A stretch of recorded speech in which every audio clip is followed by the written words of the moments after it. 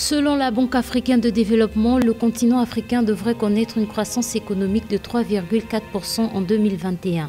Cependant, le choc de la pandémie et la crise économique qu'il a provoquée ont eu des implications directes sur les soldes budgétaires et les fardeaux de la dette des pays devraient augmenter à 15% au court et à moyen terme.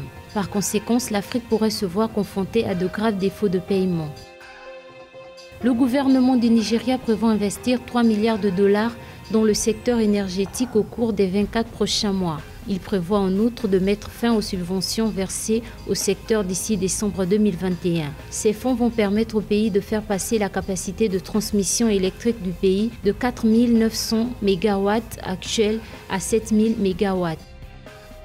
L'État du Mali procédera le 27 mars 2021 au paiement des intérêts annuels de son emprunt obligatoire dénommé État du Mali 6,50% 2020-2028 pour un montant de 6,5 milliards de francs CFA. C'est ce qu'a annoncé les responsables de la Bourse régionale des valeurs mobilières basée à Abidjan. À travers cette émission, les autorités maliennes entendaient mobiliser des ressources en vue d'assurer le financement de certains investissements privés au budget 2020 de l'État.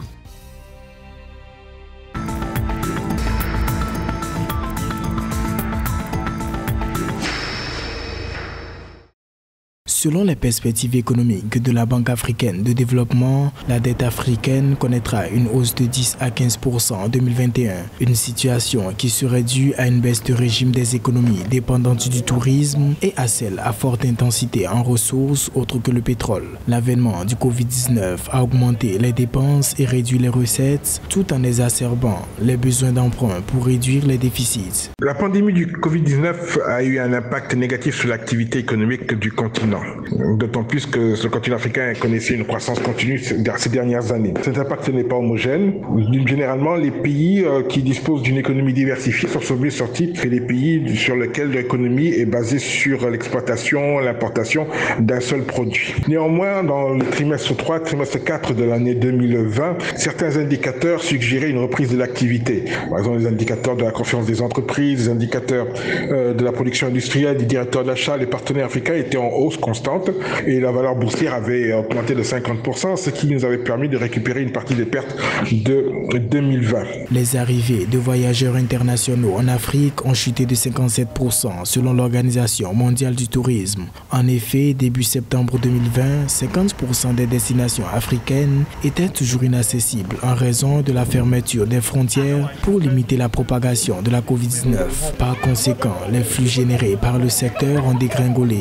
Aujourd'hui, les pays qui disposent de matières premières très importantes, telles que surtout les matières premières dans le domaine énergétique, vont pouvoir bénéficier de la reprise économique. Grâce aux campagnes de vaccination qui ont lieu aujourd'hui dans les différents pays développés, l'activité économique est en train de reprendre. En tout cas, les perspectives de reprise d'activité économique sont assez proches.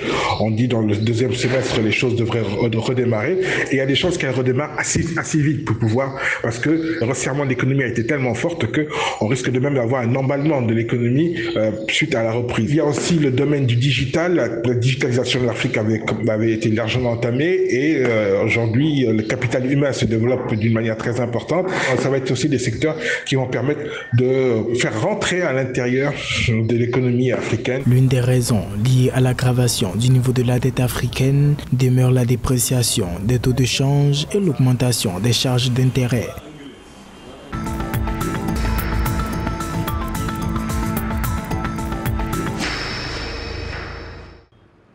Au Nigeria, le gouvernement prévoit investir 3 milliards de dollars dans le secteur énergétique au cours des 24 prochains mois. Il prévoit en outre de mettre fin aux subventions versées au secteur d'ici décembre 2021. Cet investissement va permettre au Nigeria de faire passer la capacité de transmission électrique du pays de 4 900 MW actuels à 7 000 MW.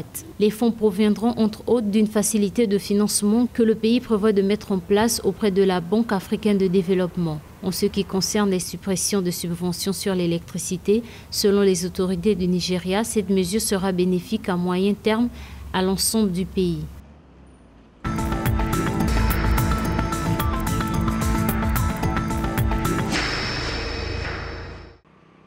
Le Mali va procéder le 27 mars 2021 au paiement des intérêts annuels de son emprunt obligataire dénommé État du Mali 6,50% 2020-2028 pour un montant de 6,5 milliards de francs CFA, a annoncé la Bourse régionale des valeurs mobilières BRVM. À travers cette émission, les autorités maliennes entendaient mobiliser des ressources en vue d'assurer le financement de certains investissements prévus au budget de l'État 2020. Pour assurer le succès de l'opération, l'émetteur avait fixé un taux nominal annuel de 6,50%.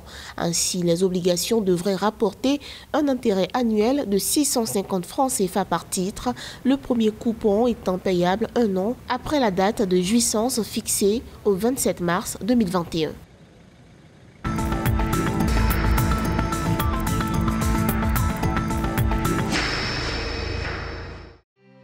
L'Office national des télécommunications Onatel du Burkina Faso a réalisé un bénéfice après impôt de 31 milliards de francs CFA au terme de l'exercice 2020, ont annoncé les dirigeants de cette société de téléphonie basée à Ouagadougou. Par rapport à l'exercice 2019 où il s'établissait à 30,086 milliards de francs CFA, ce bénéfice connaît une progression de 3,2%. À l'issue de l'exercice sous revue, le chiffre d'affaires a progressé de 2,1%, passant de 154,1 milliards de francs CFA au 31 décembre 2019 à 157,4 milliards de francs CFA en 2020. Notons que pour l'exercice 2021, les dirigeants de l'Onatel entendent, entre autres actions, poursuivre l'enrichissement et la diversification des offres pour une meilleure prise en compte des besoins spécifiques des clients.